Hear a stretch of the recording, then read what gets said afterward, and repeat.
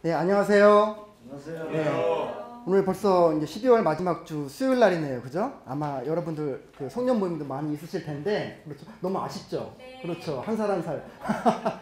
다들 똑같은 마음일 것 같아요. 앞으로도. 오늘 귀한 시간 내주셨으니까, 오늘 저도 그 경매를 공부를 하셨거나 또는 시작을 하시는 분들한테 뭔가 좀 그 색다른 그런 면모를 좀 전해줄 수 있는 시간이 될 수 있도록 좀 노력을 할 거고요. 그 이제 멘토 이용욱의 부동산 100분 특강이라고 지금 스케줄링이 되어 있는데, 오늘 수업은 가능하다면 여러분들이 경매를 그래도 조금은 아시는 분들이 더 많이 얻어 가시지 않을까 하는 좀 생각들을 좀 해봐요.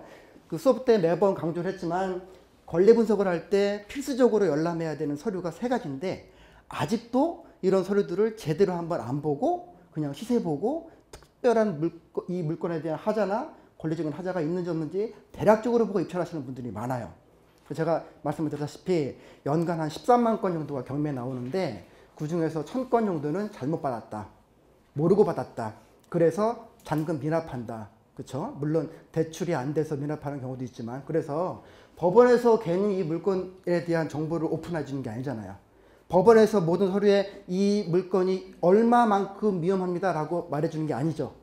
위험할 수 있습니다라고 얘기를 해주는 거지. 나머지는 다 우리가 손품 팔고 발품 팔고 다 리스크를 해지해야 되는 부분이에요. 그래서 요 세 가지 서류에 대해서 어떻게 하면 좀 꼼꼼하게 검토를 해서 그 입찰에 그 실수가 없게끔 하자라는 게 이제 제 목표예요. 오늘 수업의 목표. 그리고 그 저를 처음 보시는 분 혹시 가볍게 손 한번 이렇게 들어봐 주시겠어요? 네. 오케이, 알겠습니다. 뭐 저는 지금 랜드프로에서 경매 투자 전문가만 맡고 있고요. 그 다음에 뭐 여타 뭐 지자체라든지 학교라든지 협회라든지 이런 데서 강의를 좀 하고 있어요. 자, 요것도 오늘 처음 오신 분들 계시니까 한번 체크를 한번 해볼게요. 제가 잠깐만 시간을 드릴 테니까, 지금 여러분들이 이제 380일 정도 올해를 달려오셨는데, 올 한 해 동안에 여러분들이 속해 있는 게 몇 개나 여기 될지 한번 잠깐만 한번 체크를 좀 부탁을 드릴게요.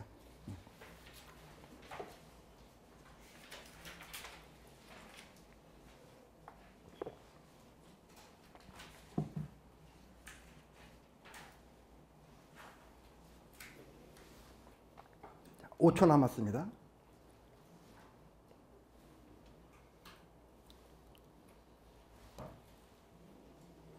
자, 체크 한번 같이 해볼게요. 부동산 관련 책을 한 달에 한 권 이상 읽는다. 한번 거수. 오케이. 자, 이렇게 하면 시간이 오래 걸릴 것 같으니까 7개 이상 확인이 된다. 역시 예상했던 바대로. 오, 이 라인 역시 5개 이상. 5개 이상. 많으시네요. 오늘 오신 분들의 수준이 일단 높은 걸로 3개 이상. 아, 있으시네요. 그렇죠. 2개 이하는 안 여쭤볼게요. 이렇게. 제가 요 표를 왜 써놨냐면, 그 멘토 이용욱의 부동산 특강을 이제 만들어 놓은 계기 자체가, 부동산에 관심은 있는데 뭔가 시간을 투자를 안 하셔. 네. 조금 이게 매듭을 맺다 보면 하나씩 보이실 텐데, 그래서 해놨던 거고, 여러분들이 앞으로 2018년도에는 이제 기회가 많이 있다고들 많이 하잖아요. 저 역시도 마찬가지 생각이에요. 특히나 경매는. 그래서 여러분들이 이제 지금 뭐 올해 한 열흘도 안 남았죠. 하지만 적어도 이 빨간 테두리 안에는 지금부터 내년 봄까지는 한번 만들어 보셔라는 거예요. 한 달에 한 권, 어떤 책이든, 재건축이든, 토지든, 상가든, 그쵸? 경매든 읽어보시고, 그 다음에 오늘도 이제 귀한 시간 내줘서 와주셨지만, 이런 세미나나 특강도 참석을 좀 하시고, 뉴스는 매일매일 한 개씩이라도. 제가 멘토 이용욱의 부동산 여행이라는 밴드도 있는데, 거기 한두 개 정도는 올리거든요. 그렇게 하나씩만 보더라도 조금 감각이 좀 달라져요. 그렇죠? 그리고 그런 것도 있어요. 이 사람은 이렇게 얘기하는데 이 사람은 해석을 다르게 하네? 본인 주관도 찾으셔야 돼. 그 입장에서. 그리고 아마 많이들 카페나 커뮤니티 가입을 해 주셨을 것 같은데, 거기서 계속해서 다른 분들이 쓰시는 정보성이든 홍보성이든 한번 보시고, 또 오늘도 우리 모임이 있죠. 끝나고 이런 모임도 계속 자주 하셔야 되는 게 좋을 것 같고, 더 여력이 되시면 이렇게 강의도 좀 들어보시고 하시는 부분들도 좀 필요할 것 같아요. 그게 이제 제가 생각했던 방향이고, 요 강의에 지금 좀 고려를 많이 하고 있어요. 이제 2018년도에 경매 시장이 어떻게 움직일 건지. 그래서 여러분들은 각자가 원하는 지역, 각자가 가용한 자금, 각자가 원하는 투자 아이템들, 아파트나 토지나 그런 유형에서 어떻게 접근하는 게 좋으시겠습니다라고 이제 말씀을 좀 드릴 거고, 다른 분야들은 부동산하고 일반 경매하고 제가 좀 믹스해서 뭔가 좀 인사이트를 드릴 수 있는 그런 시간을 좀 만들 겁니다. 자, 오늘 첫 번째 시간이 매각 물건 명세서만 잘 해석해도 입찰의 힌트와 경매의 함정이 보인다. 입찰의 힌트도 물론 중요하지만 여기에 숨어있는 함정들이 많아요.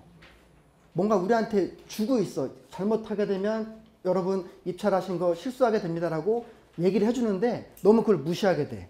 우리가. 그래서 그런 부분들을 같이 한번 지금부터 볼게요. 우리가 부동산이라는 물건에 투자를 하게 되려면 사실 공적 정보를 열람해야 될 게 굉장히 많아요. 10가지가 넘어. 그런데 오늘은 그 중에서 경매에 필요한 요 3가지 서류 같이 한번 공부를 해보겠습니다. 텍스트 여러분들 싫어하죠? 그래서 우리 같이 사례를 보면서 얘기를 할 거예요.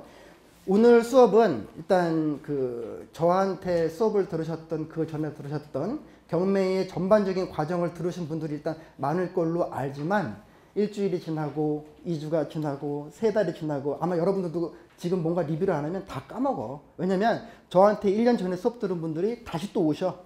리콜 해야 된다고. 까먹으셔. 계속 실전을 안 하시면. 그래서 약간은 복습이 될 수도 있지만 그런 내용들을 잠깐만 짚고 요 수업을 좀 진행을 해보려고 할게요.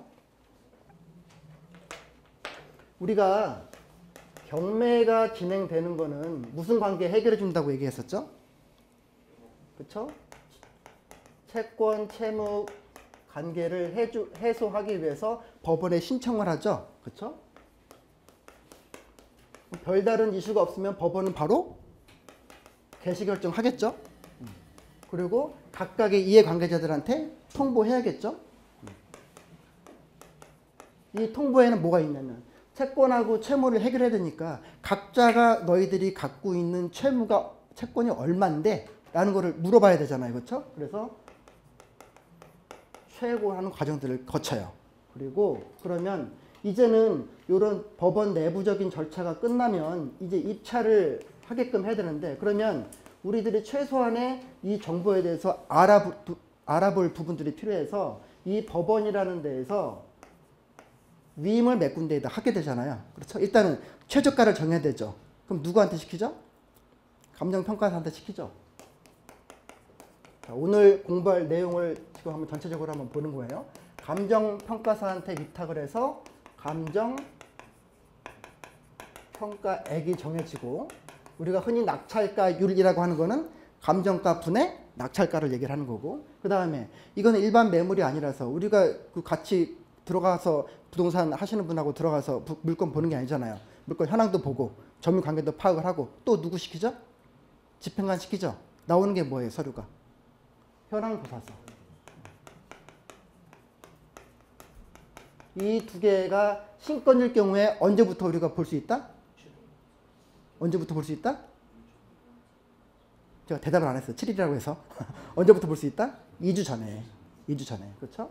2주 전에 정해지고, 그리고 1주 전 신건일 경우에 나오는 문서가 뭐다? 매각 물건 명세서. 우리들한테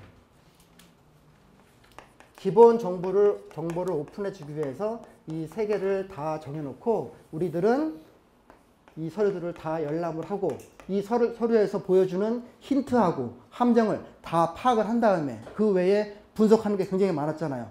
우리 무슨 분석했었어요?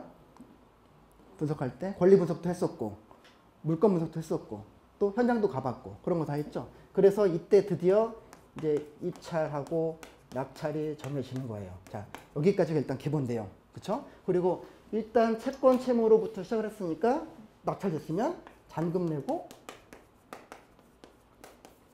이 경매의 목적인 배당을 하는 거예요. 물론 우리는 이 사이에 명도를 하는 거고, 이게 경매 전체적인 절차예요. 이 내용들이 여기에 있는 거고, 이제 하나하나씩 사례를 봐야 우리가 눈이 동그래질 것 같아요. 그렇죠? 오늘 여기 와 계신 분들 중에서는 이 물건지를 보신 분들이 지금 몇 분이 계셔. 그렇죠? 기억나시죠?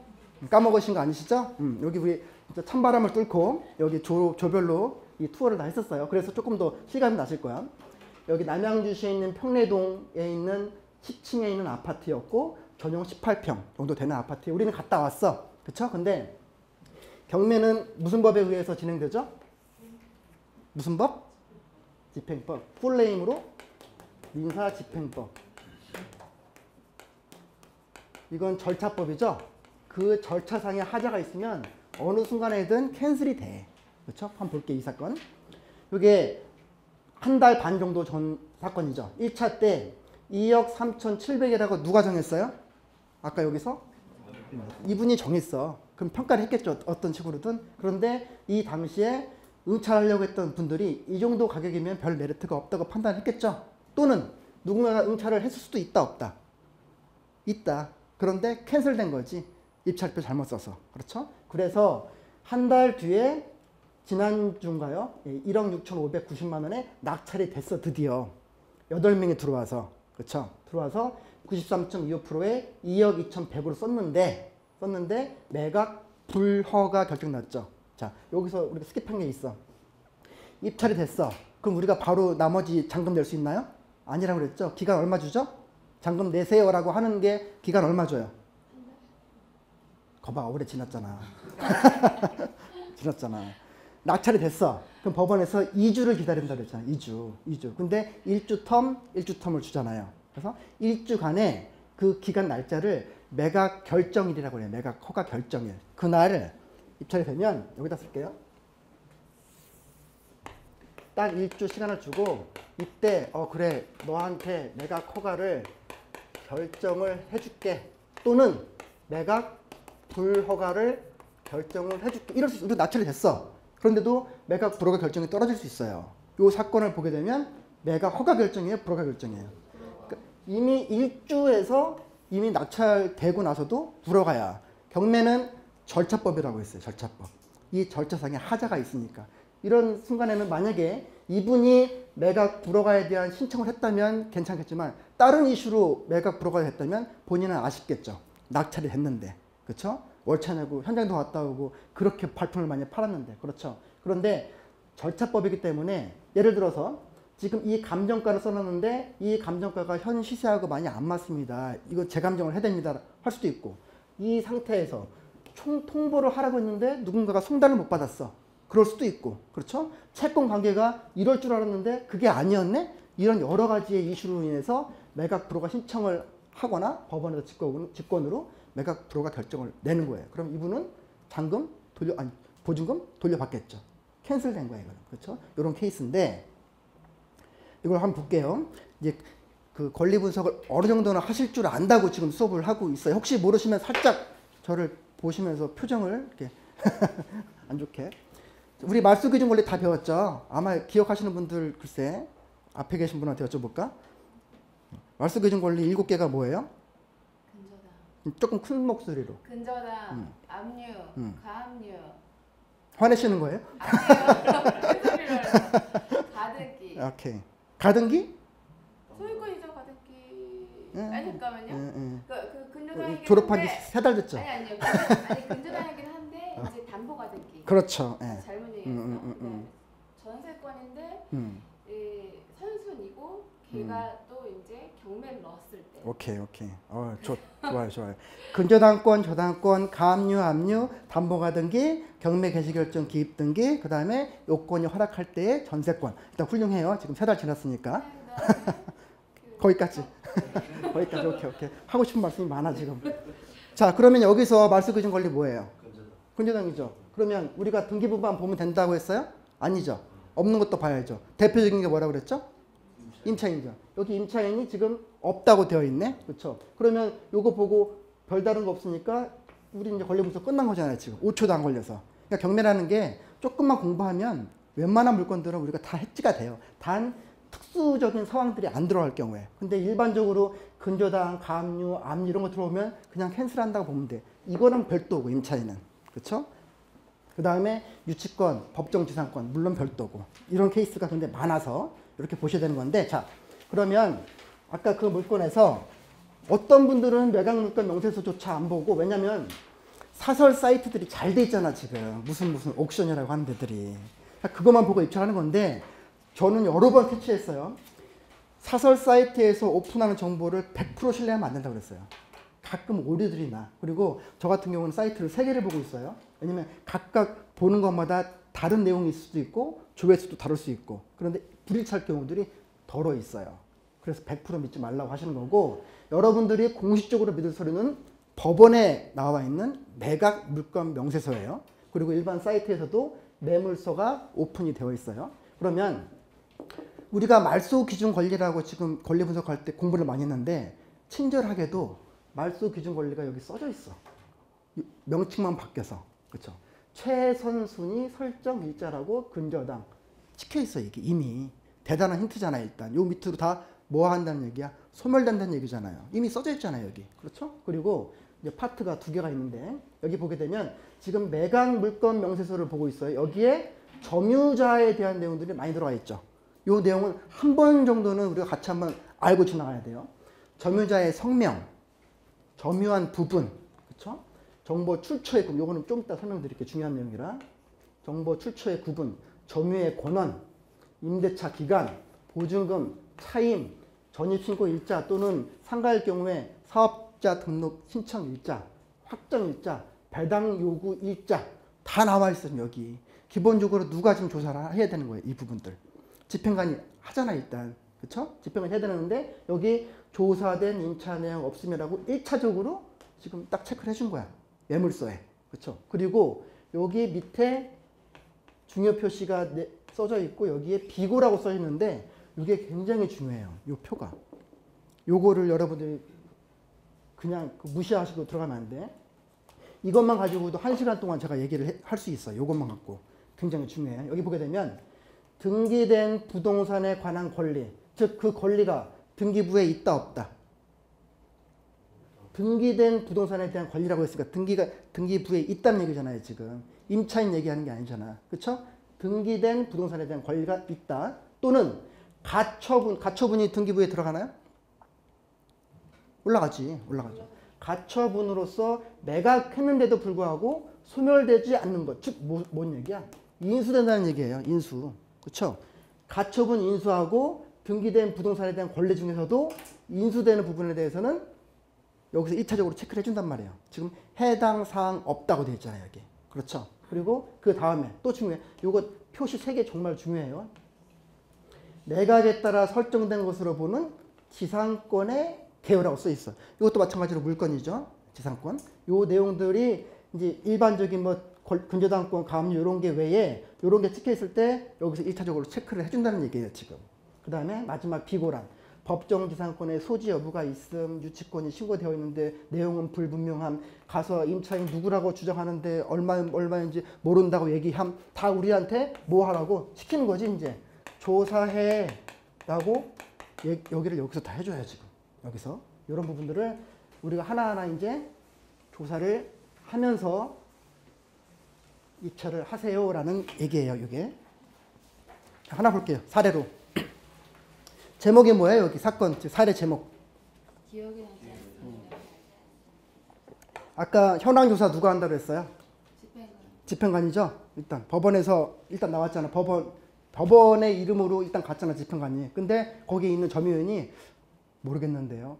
청문회 같이 모르겠는데요. 기억이 나지 않는데요. 이런 거야. 그럼 집행관은 어떻게 써? 그대로 써요. 그대로 거기다가. 나머지는 우리가 다 조사해야 되는 거예요. 이 사건 볼게요. 광진구 광나루로에 있는 이제 캐스빌 5층 502호이고 한 20평 정도 전용건조 됐어요. 요게 일단은 여러분들 보게 되면 지금 아파트인데, 그죠? 아파트인데 웬만하면 신권에서 낙찰되는 경우도 요즘엔 많고, 그 다음에 1차에서 안 되면 2차에서 무조건 다 낙찰이죠. 아파트인데, 그렇죠? 더군다나 서울이고. 그런데 유찰 4번 다 무효 처리가 될 건 아닌 것 같고 뭔가가 이슈가 있겠죠. 우리가 한번 추정을 해볼까요? 아직 뒤에 오픈을 안 해봤지만 왜 유찰될까요? 이런 거 여러 가지 케이스가 있을 것 같아요. 그렇죠. 선순위 임차인으로서 우리가 물어내야 될 인수 보증금이 있다던가 또 뭐가 있을까요? 유치권. 오케이. 답 다 하시네. 또 뭐 있을까요? 여러 가지가 있겠죠. 그 안에. 그렇죠. 그런 하자가 물건적인 하자든 권리적인 하자든 뭔가가 있겠다. 그렇죠? 그런 부분들을 우리는 다 현장으로 통해서 봐야 되는 거예요. 지금 3억 6백이 1억 2,500까지 내려왔어요. 5차까지. 그런데 이분이 2억 1,000을 쓰고 3명인가요 지금? 3명이나 들어왔어. 그리고 2억 1,500을 썼는데 미납했어. 더 수상하죠 이제. 그러면 이제 어떤 분들은 이런 거에 대해서 이제 포기하시는 분들도 많이 계셔. 뭔가가 이거 있는 물건이다. 다른 물건들 많은데 뭐 굳이 뭐 이 물건에 이렇게 하시는 분들 계셔. 또 유찰되고 낙찰가가 4명 들어와서 8,500이었어요 지금. 3억인데 8,500으로 지금 거의 30%도 안 되는 금액으로 낙찰을 받았어. 그러면 도대체 뭐가 이 안에서의 위험 소지였는지, 그 위험 소지는 경매 절차에 있어서 이런 서류들이 어디까지 우리들한테 얘기를 해줄 수 있는지 그 내용을 좀 보는 거예요. 그렇죠? 자, 볼게요. 지금 요거는 매각 물건 명세서는 아니고 일반 사이트에 올라와 있는 내용 그대로 캡처한 겁니다. 일단 말소기준 권리 뭐예요? 그렇죠? 바로 나오죠? 그리고 등기부 말고 또 뭐가 있나요? 임차인 보고. 선순인가요? 그렇죠? 2014년 1월 15일, 10월. 뭐 몇 달 차이로 일단 앞에 있으니까 우리는 위험하잖아. 또 안 할 수도 있잖아요. 안 또 안 할 수도 있지만. 우리 공부했으니까. 그렇죠? 그런데 여기 임차인 분석할 때 제일 중요한 날짜가 전입일자, 확정일자, 배당 요일이라고 얘기는 했어요. 그렇죠? 그리고 선순위 따진 건 지금 여러분 뭐하고 뭐 비교한 거예요? 말소기준 권리랑 전입일자 비교를 했죠. 그런데 우리가 배당 분석을 하려면 적어도 무슨 날짜를 알아야 돼요? 확정일자를 알아야 되잖아. 왜? 무슨 권리가 주어지니까. 무슨 권리가 주어지니까. 물권. 물권화하는 어떤 권리가 생기는데 우선 면제권. 그렇죠. 몇 달 지났더라 지금. 자, 전입일자하고 이거랑 보고 말소기준 권리랑 봐서 선순위인지 후순위인지 보고 그 다음에 이 사람이 어디에 들어가는지 배당 분석을 하게 되려면 확정일자를 우리가 알아야 되는데 미상이잖아. 이분 갔잖아 지금 집행관. 그렇죠? 근데 집행관 갔는데 이분이 지금 얘기해 준 거야 안 해준 거야? 안 해줬잖아 지금. 미상이라면서요. 그렇죠? 배당 요구도 안 했대. 우리는 더 리스크가 있죠. 왜냐? 선순위인데 확정일자도 모르고 배당도 안 했어. 그럼 우리는 어떻게 되는 거야? 무조건 또 하는 거잖아요. 얼마가 되든 간에. 물론 예측은 하겠죠. 한번 볼까요? 현실로 돌아와서 이 아파트 바로 서치하면 나오겠죠. 이 정도 아파트에 지금 3억이면 전세가율 70%만 계산해도 얼마예요? 2억 1,000 할 거냐. 근데 우리가 임대차 계약할 때 전세로만 하는 건 아니잖아 또. 경우에 따라서는 보증금 확 낮추고 월세를 하잖아요. 그러니까 얼마가 우리가 또 하는 금액인지를 알아야 되는데 그 계약을 모르는 거야 우리는. 그런데 만약에 이 집행관이 갔을 때 이 임차인이 그걸 오픈을 해줬어. 그러면 거기 뜨겠죠. 거기에 확정일자는 언제고 배당 요구도 언제고 뜨는데 지금 그걸 오픈 안 해준 거야. 우리는 어떻게 해야 돼 그걸? 법원이 안 알려주잖아. 우리가 발로 뛰어야 되는 거예요. 여기서 누구는 발로 뛰어가지고 캐치해가지고 더 저렴하게 낙찰을 받고 누구는 그냥 딴 거 물건 보고 여러분 선택인 거죠. 그렇죠? 그래서 특수물건 하시는 분들은 일단 경쟁률이 줄어드니까 선순위 임차인만 공략하시는 분들도 계시고. 그런데 여기 갔더니 현행 조사를 했는데 이분이 목적물 소재지에 출장하여 조사한 바 뒤에도 있죠. 여기 뒤에 걸로 얘기해야겠다. 아, 뒤에 없나? 출장 조사한 바 집행관이 임차인 오수근의 누구예요? 처야. 임차인 오수근도 아니고 일단 처야. 그래도 알겠죠. 부부 사이인데. 처에 의하면 보증금 2억 5천만 원 이래요? 아니면 그 뒤에 뭐라고 써 있어요? 가량이래. 가량. 2,500만 원 가량이고 정확한 금액은 기억나지 않고 서류를 봐야 안다고 하는데 서류를 안 보여줬어. 그죠? 그리고 월세는 없어. 그러면 일단 우리가 추정할 수 있는 건 아 그래? 3억짜리면 뭐 이게 뭐 2억 1천이든 뭐 2억 5천이든 하겠지 하고 추정밖에 못 하잖아 지금. 확실히 하려면 우리가 임대차 계약서를 봐야 되는 거야 우리가. 그렇죠? 그거를 이제 어떤 수단을 동원하더라도 그걸 캐치를 해야 되는 거지. 아니면 들어가지 말아야지. 얼마를 써야 될지 모르는데. 그런데 이 말만 믿고 우리가 들어가면 될까 안 될까? 안 돼요. 왜냐면 만약에 이게 진실이다. 볼게요. 그럼 입찰가 계산 한번 해볼게요.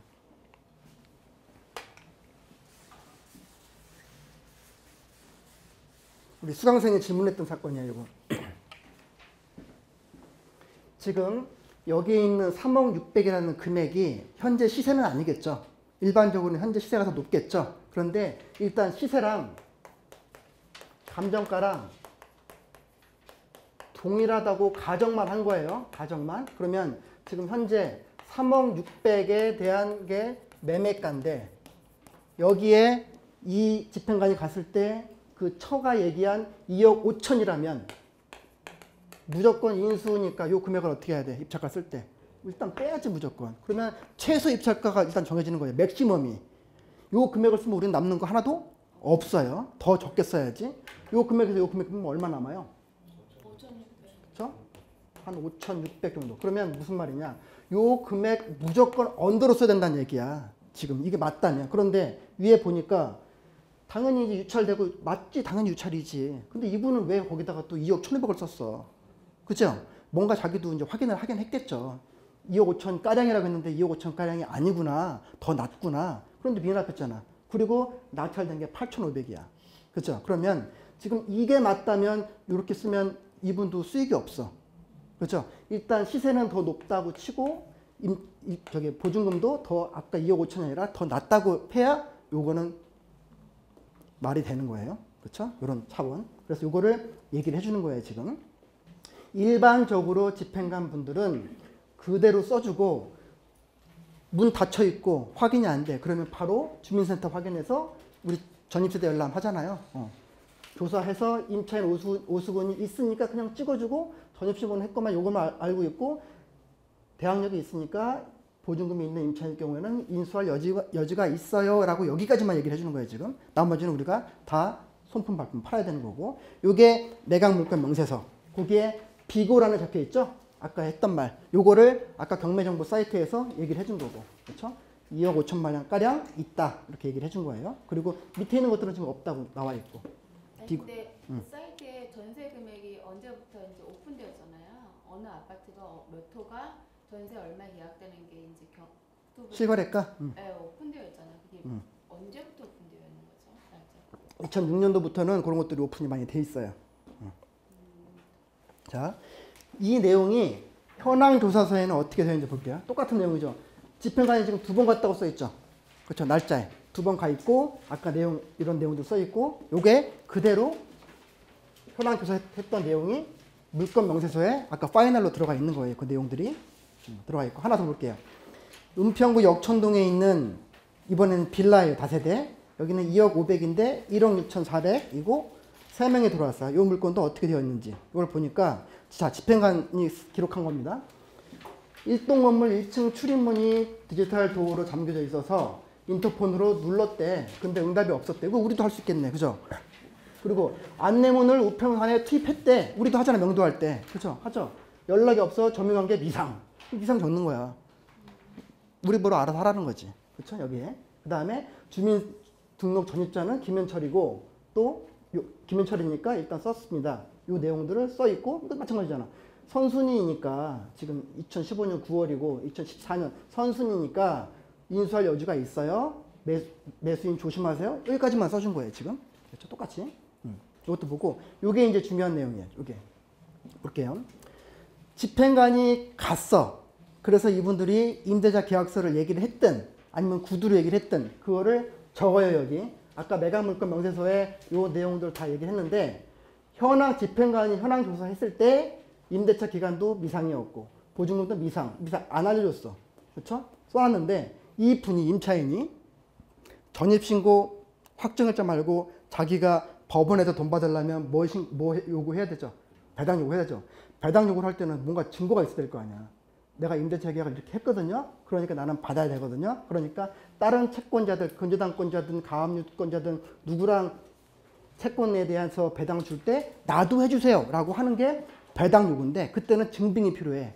그러니까 그 배당 요구했을 때 증거 갖고 내는 게 권리신고예요. 권리신고. 그렇죠? 그래서 현황 조사하고 권리신고가 같이 이렇게 나와 있는 경우들이 있을 때는 여러분들이 믿을 거는 권리신고예요. 아까 현황 조사할 때 2억 5천만 원 가량 있는데 정확하지는 않음 이렇게 썼지만 권리신고할 때는 그 증거가 있어야 돼. 그래야 자기가 배당을 받지. 왜?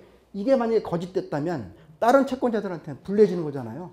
근저당권자들 돈 다 다 받아야 되는데 임차인이 먼저 받아가면 손해니까. 그래서 같이 비교를 하는 거예요. 이 경우에 있어서는 지금 금액은 똑같아요. 1억 6,500씩. 그렇죠? 똑같고 단 여기 현황조사상에서는 미상이었지. 이거는 이제 우리가 파악을 해봐야겠지만 일반적으로는 동거인 경우들이 많고 봐야겠죠. 그리고 이거는 없다 나왔고. 그 내용이에요. 하나 더 볼게요. 이건 아파트예요. 1층에 있는 아파트. 1층 무리들이 이제 많이 꺼리긴 하는데 통상 낙찰가율이 일반 층수에 비해서는 좀 떨어지다 보니까 또 가격 대비해서 임대가 잘 맞춰질 것 같으면 1층도 이제 적극적으로 들어가시는 분들도 계세요.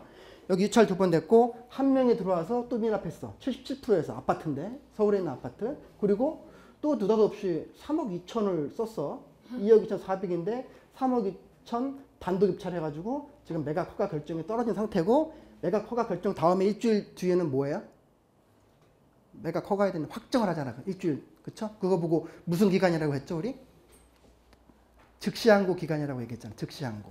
그렇죠? 일주일 지나면 매각 허가에 대한 결정이냐 매각 불허가에 대한 결정이냐를 하고 그 다음에 일주일 동안 이해 관계자들로부터 즉시항고 내용을 받아 보증금 받고 그렇죠? 그래서 확정이 되면 매각 허가 확정이 되는데 아직 그 날짜가 도래가 안 됐어요. 여기는 이런 사건들인데 이 분이 지금 낙찰이 일단 3억 2천 됐는데 다른 케이스에서는 지금 유찰된 사건인데 3억 2천 지금 이거보다 금액을 올려서 썼는데 이 서류에서는 어떤 내용들이 있을까라는 얘기를 좀 해보는 거예요. 자, 똑같이 갔대 연락 없고 미상이래. 그래서 그냥 조사관계서에 요 주민센터 내용만 보고 쓴 거예요. 지금 여기도 보면 2015년 10월 2010 여기서는 말씀해 준 걸로 뭐예요 지금?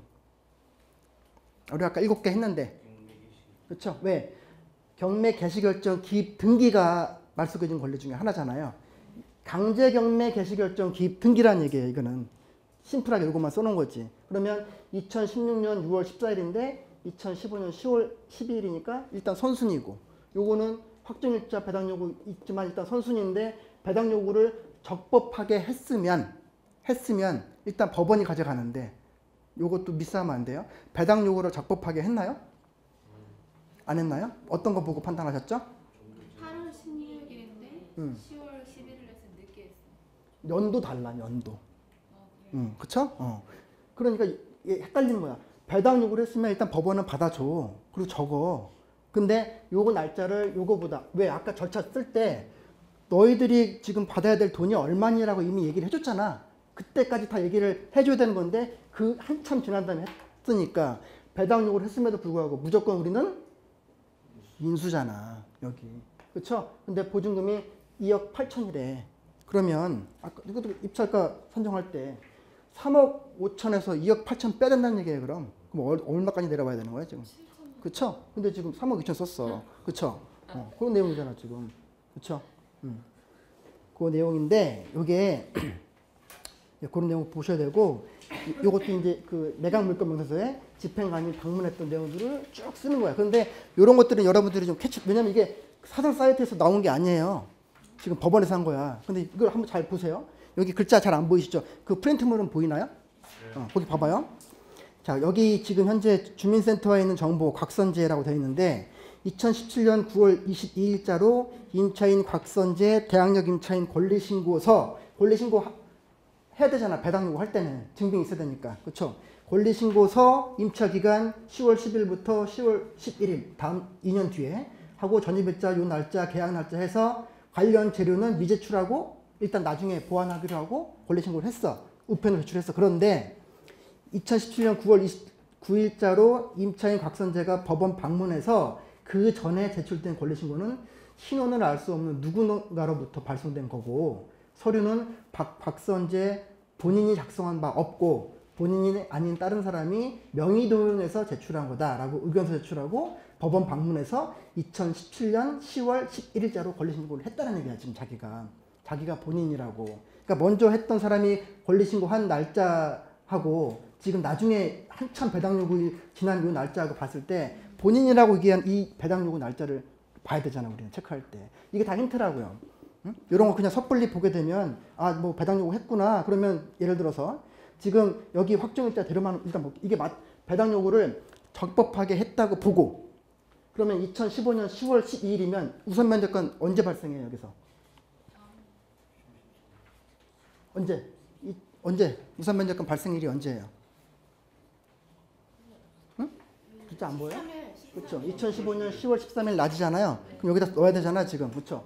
2015년 10월 13일은 여기잖아, 그럼. 그러면 다른 채권자가 누가 되든 간에 제일 먼저 받아가는 거야. 3억 2천짜리를. 그렇죠? 자기 2억 8천 있대. 그럼 다 가져가잖아. 우리는 손해볼 게 없는 거잖아요, 근데 아까 이슈를 보니까 요 내용에 이런 게 있었어. 그럼 이게 진짜인지 아닌지 나중 게 진짜네? 그런데 늦게 했는데 그러면 당연히 들어가면 안 되지. 그 금액을 쓰면 안 되죠. 힌트를 줬잖아, 지금. 매물서에서. 그렇죠? 이거를 간과하지 마시라고. 이런 내용들을. 그리고 아까 여기서 이렇게 미납이 됐죠. 미납이 되고 다시 이게 매각이 될 때는 보증금 몇 프로 내요? 20% 내죠. 또는 30%. 이 법원에 따라 다르니까 써줘 이렇게. 그러면 원래는 2억 2,400이면 2,240만 원 내면 되는데 20% 내세요라고 여기 4,480만 원 써져 있잖아. 그렇죠? 그 내용도 실수하지 말라고 여기 비고란에 특별 매각 조건, 매수 신청 보증금을 최저 매각 가격에 이할 20%로 신고. 그런데 여전히 법원 가면 20% 내라고 했는데 30% 내라고 했는데 10% 내요. 그러면 아무리 20명을 제껴도 무효야. 그분은. 그 자리에서 낼 수도 없어. 무효야. 그런 부분들이 생겨요.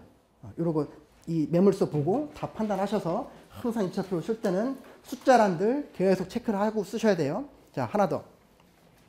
파주시 문산읍에 있는 이번에는 토지로 보는데 이제 일반 사이트에서 건물은 매각 제외라고 되어 있어요. 여기 대지가 지금 416평이고 요 위에 뭐가 있는지 모르겠지만 요거는 매각 대상이 아닌 거야 지금. 그럼 요거랑 제일 연관되어 있는 우리 특수물건 뭐 있었죠? 법정지상권 있었죠. 일단 그 이슈가 있다는 거를 우리는 요것만 보더라도 일단 간파가 되는데 요게 매물수에서는 또 어떻게 나오는지 볼게요. 일단 유찰됐고 변경돼서 유찰. 변경을 왜 닫는지 아시죠? 그렇죠? 기본적으로 채권 채무 관계 해결해야 되는데 그렇죠? 해야 되는데 아까 절차상에서 여러 가지 이슈들이 있거나 채권자들이 연기 신청을 하거나 이렇게 되면 이 변경이 찍혀요. 그렇죠? 이게 59%의 낙찰이 단독 입찰로 낙찰이 됐어. 근데 토지만 매각이래. 이것도 보게 되니까 여기 요거는 일반 사이트고 매물서를 볼게요. 일단 등기된 부동산에 대한 권리 없고 가처분으로 소멸되는 거 없고 매각에 따라 설정된 수로 보는 지상권의 개요에 제시외 건물을 위하여 여기 뭔가 지금 이 물건에는 제시외 건물이 있던 거예요. 제시외 건물을 위해서 이 사건 토지의 대지 부분에 법정지상권 성립 여지가 있다. 법정지상권이 있다고 했어요. 성립 여지가 있다고 그랬어요. 성립 여지예요. 이걸 우리는 파악을 하는 거예요. 그래서 법정지상권에 친절하게도 법정지상권으로 인한 부담까지 감안할 때에 토지가까지 별도로 또 적어놨어. 친절하게도 감정평가할 때. 그렇죠? 그 다음에 비고란에도 지목상 여기가 대지이나 일부는 도로로 이용 중이다. 이것도 우리가 판단해야겠죠. 그리고 매각에서 제외되는 저런 제시의 건물이 있고 그게 컨테이너가 소재되어 있다. 이게 이제 우리가 조사하라는 얘기잖아. 그렇죠? 이렇게 이제 매물서에 다 정해져요.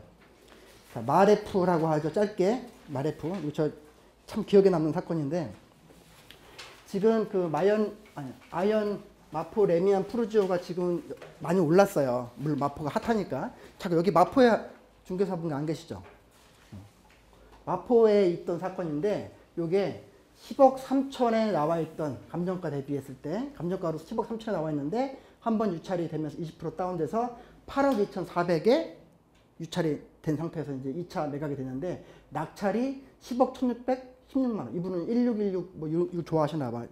자기가 좋아하는 숫자들이 있어. 그리고 4명 들어갔고 여기에 2등이 933 얼마였고 돼 있죠. 여기 2등이 저였어요. 그때 제 고객할 때. 그런데 요 사건 같은 경우에는 유치권이 들어가 있어. 유치권은 저희도 겁나 사실은.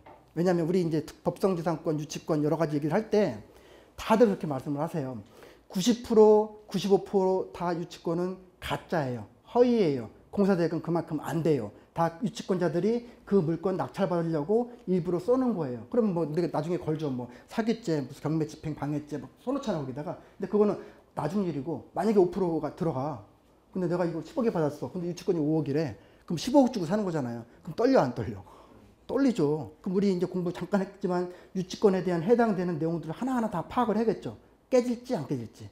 그리고 만약에 이게 좀 아리까리하다? 그럼 나중에 소송까지도 가야 되고 관련된 판례도 미리 공부를 해야 되고 그래서 부동산 전문 변호사 알아둬야 되고 이런 부분들은 사실 떨리는 부분들인데 요 물건 요게 아까 그 권리분석 3대 문서에는 어떻게 내용이 되어 있는지 볼게요. 자, 일단은 임차인 없고 여기 보니까 뭐 근저당, 압류, 근저당, 가압류, 가압류 일단 뭐 없잖아 지금. 그렇죠? 이건 볼 건 없잖아. 그런데 이거 등기부만 보고 이런 내용이지 등기부에 안 나오는 내용들 많잖아요. 이것도 있었고 좀 전에 법정지상권, 유치권 다 얘기했잖아. 이거 볼까요? 자, 우리 지금 보고 있는 게 매각물권 명세서예요. 여기서 보게 되면 현재는 공실 상태래. 여기 공실이라고 했어 지금. 공실인데 신청채권자 아연조합에서 2016년 5월 달에 제출한 유치권 신고서는 법원에 제출만 하면 돼. 그럼 신고라고 뜨니까. 이거 보고 사람들이 이제 못 들어가는 거지. 그렇죠? 유치권 신고서와 2016년 5월 27일 제출한 보안서에 따르면 뭐뭐뭐 해서 이 채권으로 해가지고 여기 금액들이 지금 얼마 있습니다. 얼마 있습니다. 이런 것들은 유치권에 해당될 수 있으니까 주의하세요라고 얘기를 해준 거야 지금. 이 사건에서. 그러면 이 케이스 같은 경우에는 이 유치권자가 여기 지금 조합 해가지고 이 관련된 내용들을 우리 채권을 보존하기 위해서 근저당이라든지 가압류라든지 여러 가지 장치를 해놨던 상태예요. 여러 가지 장치를. 그러면 우리가 확인해야 될 거는 지금 다행히도 조합들이 이런 걸 다 있다면 우리가 지금 내부를 볼 수는 없어. 이해관계자가 아니기 때문에 탐문할 수밖에 없어요. 그래가지고 이렇게 다 배당을 받고 또 남은 금액이 있으면 알파. 남은 금액이 있으면 우리가 떠안을 생각을 하고 들어가야 되는 거고 그게 제일 중요해. 그 내용이. 그래서 정말 열심히 조사를 해서 이거는 많이 쓰면 9억 5천 10억까지는 이건 무리다. 이게 리스크가 있으니까 그 배당 분석을 정확하게 우리가 볼 수는 없잖아요. 그런데 1등이 10억 1,600을 썼어. 굉장히 높은 금액이었어. 우리가 봤을 때는. 근데 여기 마포에 있는 이분도 공인중개사였고 저는 이제 컨설팅이었고 2등이. 근데 이 공인중개사 하시는 분들이 고객 모시고 이걸 낙찰을 받은 거야. 그리고 끝나고 제가 불렀어. 조사하셨어요? 조사하셨대. 제가 본 거로는 이게 남은 금액이 이 정도인데 이거 조사하셨어요? 했더니 거기까지는 자기가 좀 부담스럽대. 그분이 그렇게 말씀하셨어. 그런데 그래서 나중에 요 케이스 뒤에 여기 이제 부동산 하시는 분하고 여기 저한테도 맡긴 분이 부동산이었어요. 저한테도. 부동산에서도 경매 공부를 많이 하시지만은 조금 더 이제 체크를 하기 위해서 저한테 이제 의뢰를 주시는데 요 부동산하고 여기 부동산하고 또 아시는 분이었나 봐. 나중에 보니까. 그래서 여기 그 낙찰 받으신 분하고 이 분이 한테 의뢰한 고객하고 약간의 트러블이 있었는데 왜냐면 이 정도면 물어낼 금액들이 좀 일부 소지가 있으니까. 그런데 이 고객분이 사업자이셨대요. 사업자. 그래서 적당히 하고 이제 무마가 됐다고 하는데 지금은 이거보다 훨씬 올라가 있어. 지금은. 한 2억은 떼어 있어. 지금은. 그리고 우리 고객님은 아까워서 입맛을 다시면서 우리 차순위 신고를 하셨어요. 그렇죠? 차순위 신고 조건은 다 알죠? 어디 금액에서? 요 금액에서 못 빼요. 보증금 10% 뺐을 때 넘었으니까 하겠죠? 그렇게. 그래서 물론 차순위 신고하면 돈 못 받죠? 언제까지 못 받아요? 매각 납부되는 금액까지. 근데 그분이 만약에 잔금 납부를 못했어. 그럼 이분한테 기회가 오는 거지. 그렇죠? 정말 아까운 사건이죠. 일반 그 공인중개사 분들은 매수 신청 대리를 하잖아요. 그렇죠? 그럼 경매 컨설팅도 있잖아요. 보통 감정가 1%에서 2%를 받아요. 그럼 이런 금액들은 1,000에서 2천만 원이에요. 경매 컨설팅이. 그러니까 이 중개사분도 아쉬워하고 저도 아쉬워하고 뭐 그런 부분들은 없지 않아 있겠죠.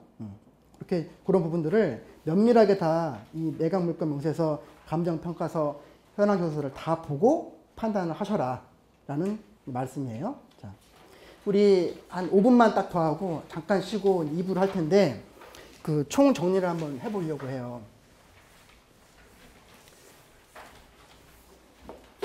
자, 아까 매물서에서 여기 등기된 부동산에 관한 권리, 등기부에 있는 권리들하고 가처분 나왔고 지상권 나왔어요. 요 내용들이 이 물권 체계를 보게 되면 자, 제가 일단 여기서부터 쭉 내려가면서 등기부에 올라가는 것들만 여러분들이 말씀해 주세요. 점유권 올라가나요? 안 올라가죠. 왜? 점유를 얘기를 하는 거잖아요. 이거는 안 올라가죠. 소유권 올라가죠. 그다음에 지상권 올라가나요? 올라가죠. 근데 법정 지상권은 안 올라가죠. 지역권 올라가죠. 전세권 올라가죠. 임차권 안 올라가지. 임대차 계약서를 썼지만 전세권 설정 안 했잖아. 그냥 임대차 계약서 쓴 거죠. 임차인이죠. 그래서 주임법, 상임법이 있는 거고. 그렇죠? 유치권 안 들어가잖아. 지금 이것도 안 들어가. 또 질권 올라가죠. 질권. 근저당권부 질권 이런 것도 이제 올라가죠. 올라가고. 또 저당권 당연히 올라가고. 근저당권. 요 부동산에 등기된 권리들 중에서 여기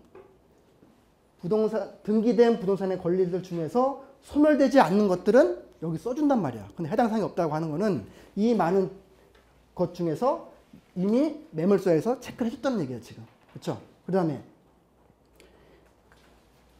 지상권도 있었죠? 그렇죠? 매각에 따라 설정된 것으로 보는 지상권, 그러니까 매각이 됐는데 없어지지 않는 지상권, 법정 지상권일 경우에는 써주겠다는 얘기지. 그렇죠? 써주고 들어가죠. 그 다음에 요거는 이제 채권이니까 우리 다음 이런 거 봤을 거고, 이렇게 해서 보시는 거고, 시간이 조금만 더 하고 갈게요. 조금만 더. 우리가 이제 사실 아까 임차인 보고 등기부 보고 했지만 제일 심플한 사건이니까 그 정도만 있었지, 그 안에는 가압류 말고도 가처분 또는 가등기 이런 것도 올라가요. 아까 담보가등기라고 했을 때는 말소기준 권리가 됐지만 소유권 이전 청구권에 대한 가등기일 경우에는 우리가 선순위일 경우에 인수할 수도 있어요. 그건 더 면밀하게 검토를 해야 돼요. 이게 담보가등기인지 소유권 이전 청구권 가등기인지. 그렇죠? 그리고 겁나면 확실하게 알지 않으면 들어가지 마시라고. 왜냐면 내가 낙찰받고 잔금 냈어도 나중에 이 가등기권자가 본등기 치면 물건 뺏긴다고. 그렇죠? 그러니까 되게 중요한 거예요. 선순위 가등기인 거. 그렇죠? 가처분도 우리 일반적으로 얘기할 때는 선순위인 거는 다 인수라면서라고 하는데, 가처분 중에서는 또 특이하게 후순위인데도 인수될 사항이 있어. 건물 철거 및 토지 인도 청구에 대한 가처분. 그거는 후순위도 마찬가지예요. 그러니까 가처분이 뭐에 뒤에가 있다고 하더라면 이 가처분의 내용이 뭔가를 우리는 확인을 하셔야 돼. 안 그러면 그 자기가 땅을 낙찰받아도 그걸 자기 마음대로 쓰지를 못해. 그렇죠? 그러니까 핵심은 가등기든 가처분이든 흔히들 우리가 등기부에 때 근저당권, 가압류 이런 것들만 있는 게 아니라 이런 게 있을 때는 한 번 더 체크를 꼼꼼하게 하자는 얘기를 하는 거야, 지금. 인수되는 금액이 일부가 있는 게 아니라 아예 뺏긴다니까. 응? 아니면 사용을 못하거나 그런 내용들이 있다는 거. 등기부에 이런 식으로 찍히죠. 가처분 찍히죠, 여기. 요거는 사회행위 취소를 원인으로 한 소유권 이전 청구권 가등기. 네. 담보 가등기 아니라는 얘기잖아요. 그렇죠? 그거 보고 판단하셔야 되는 부분들 보고 마찬가지고 가압류도 지키고 이런 거를 보고 여러분들이 판단하셔야 여러분들이 왜냐면 일단 법원은 적어도 우리한테는 힌트를 줬어요. 나머지는 다 우리가 할 일들이야. 근데 만약에 우리한테 힌트가 아니라 이미 100% 안전해. 그러면 뭐가 높아지는 거예요? 경쟁률이 높아지는 거지. 경쟁률이. 그런데 뭔가라도 우리가 조심스럽게 접근해야 된다 하면 일단 경쟁률은 줄겠죠. 그렇죠? 그렇게 이제 하나하나 여러분들이 검토를 하고 물건에 입찰하시는 게 좋겠다라는 말씀을 드리고, 2부에서는 감정평가에 대한 내용들을 좀 할 거고요. 한 5분 정도만 쉬었다가 2부 같이 진행을 하도록 하겠습니다.